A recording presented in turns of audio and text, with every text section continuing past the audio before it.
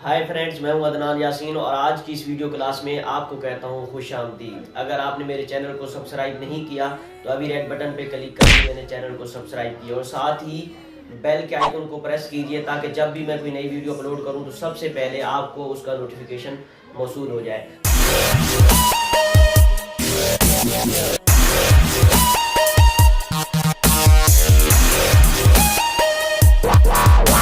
अस्सलाम वालेकुम फ्रेंड्स, आज हम बात करेंगे वर्ब की।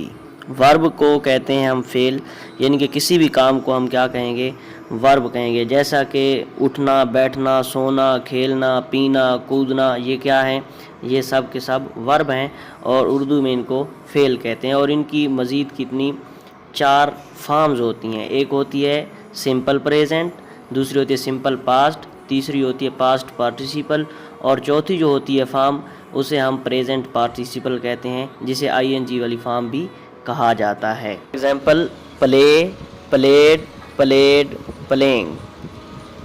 तो फ्रेंड्स, इन फॉर्म्स की बुनियाद पे वर्ब को 2 मेन कैटेगरीज में तकसीम किया जाता है। एक होते हैं रेगुलर वर्ब और दूसरे होते हैं इर्रेगुलर वर्ब। तो आइए चलते हैं, देखते हैं रेगुलर वर्ब कौन से होते हैं और इर्रेगुलर वर्ब कौन से होते हैं। तो फ्रेंड्स, सबसे पहले बात करते हैं रेगुलर वर्ब की।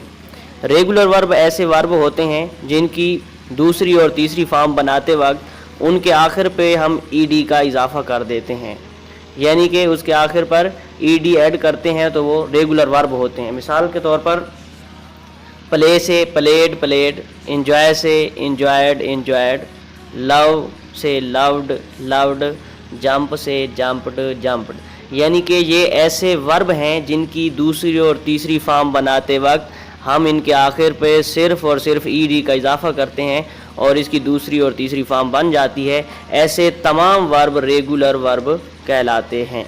तो अब देखते हैं इर्रेगुलर वर्ब। तो फ्रेंड्स, इर्रेगुलर वर्ब वो होते हैं जिनकी दूसरी और तीसरी फॉर्म जो है मुख्तलिफ़ तरीके से बनती है, डिफरेंट मेथड से बनती है। यानी कि उसको तो हम सिंपल ईडी से बना लेते थे, लेकिन इसकी दूसरी और तीसरी फॉर्म जो है वो एक दूसरे से डिफरेंट होती है। मिसाल के तौर पर डिग खोदना होता है, डग डग। फील होता है महसूस करना, फेल्ट फेल्ट। यानी कि इसको हम फील्ड फील्ड ये नहीं कह सकते, ठीक है। इसी तरह है राइट लिखना होता है, रोट रिटन। तो फ्रेंड्स, उम्मीद है आपको इन मिसालों से रेगुलर वर्ब और इर्रेगुलर वर्ब की सही समझ आ गई होगी। अगर किसी किस्म कोई मसला होता है तो आप कमेंट में नीचे लिख सकते हैं। अगर आपने मेरे चैनल को सब्सक्राइब नहीं किया तो मेहरबानी करके मेरे चैनल को सब्सक्राइब कर लें। बहुत शुक्रिया। अल्लाह हाफ़िज़।